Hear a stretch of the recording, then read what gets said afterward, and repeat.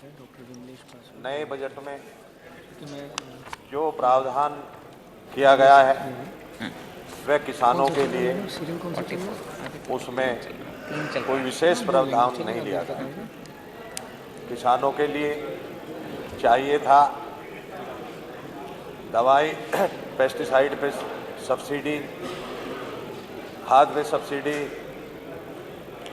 और उनकी फसलों के अच्छे दाम।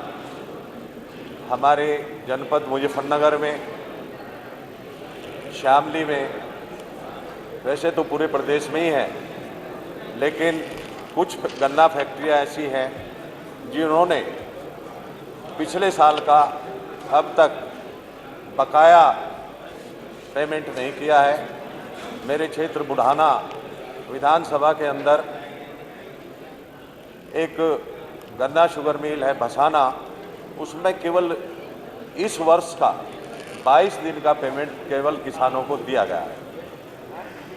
मैं चाहूँगा कि किसान के लिए ये प्रावधान करें आपके माध्यम से सरकार कि उन गन्ना किसानों का पेमेंट हो। जहाँ तक विद्युत विभाग की बात है, विद्युत विभाग के जो छापे डाले जा रहे हैं वो इस तरीके से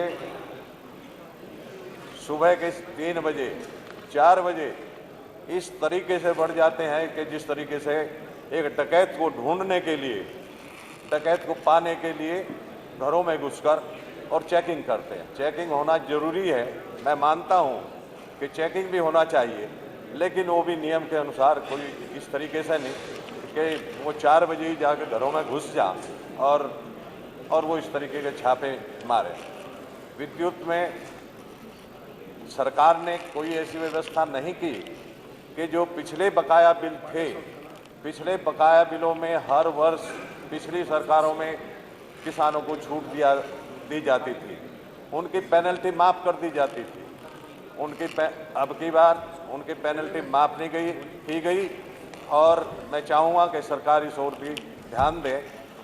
जहाँ तक सिंचाई ट्यूबवेल की बात थी, उसमें सरकार ने घोषणा पत्र में दिया था कि निजी नलकूप की बिजली फ्री होगी, लेकिन उसमें भी वो फ्री नहीं की गई।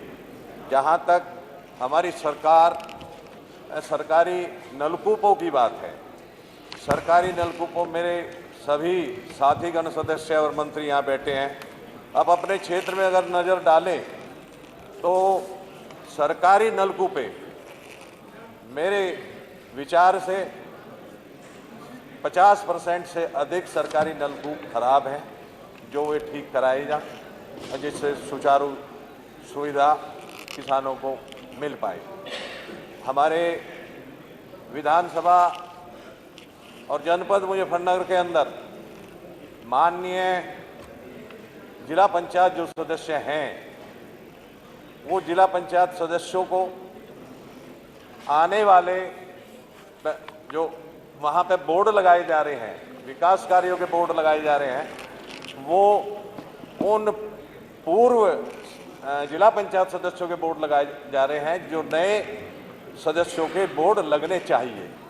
हमारे जिला पंचायत में 43 मेंबर हैं और 43 मेंबरों में केवल 13 व्यक्ति ऐसे हैं, 13 सदस्य ऐसे हैं जिनको एक पैसा उनके विकास के लिए नहीं दिया गया। मैं संसदीय कार्य मंत्री जी से चाहूँगा कि ऐसा कोई प्रावधान जिस तरीके से विधानसभा के अंदर पक्ष हो या विपक्ष हो, सब विधायकों को बराबर निधि दी गई है, तो माननीय संसदीय कार्य मंत्री जी को मैं ध्यान दिलाना चाहता हूं कि ऐसा ही प्रावधान जिला पंचायत में, वो पक्ष है या विपक्ष है, उनकी धनराशि का किया जाना चाहिए। जहां तक सूचीपट की बात है, हमारे यहाँ मौजूदा सांसद और मंत्री जी जो सूचीपट सड़कों के निर्माण के लिए लगाए जा रहे हैं, उन पर निर्वृत्तमान विधायकों का, अपने साथ में विधायक का वो नाम हर सूचीपट पर डलवा रहे हैं।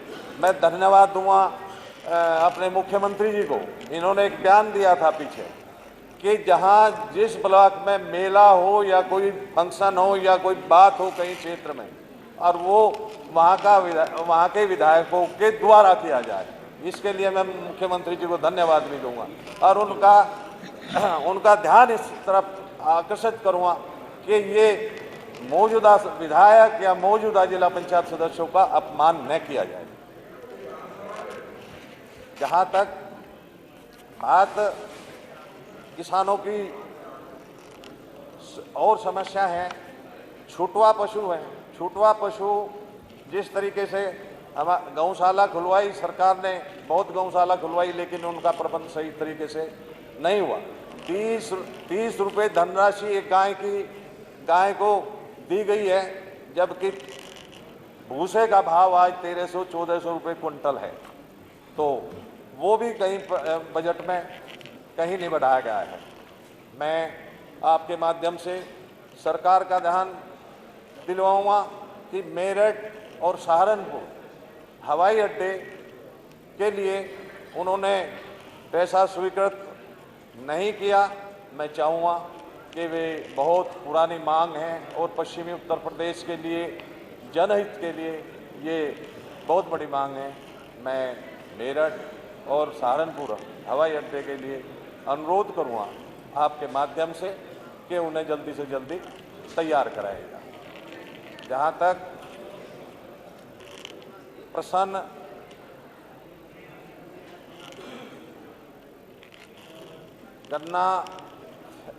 गन्ना फैक्ट्री का है, गन्ना फैक्ट्री को कुछ जिस तरीके से पिछले सालों में जो गन्ना फैक्ट्री का रवैया रहा, काफ़ी सब फैक्ट्रियाँ अब की बार काफ़ी मजबूत स्थिति में मुनाफा है। चीनी के रेट कभी डाउन नहीं हुए, लेकिन रेट केवल 25 रुपये ही बढ़ाया गया था।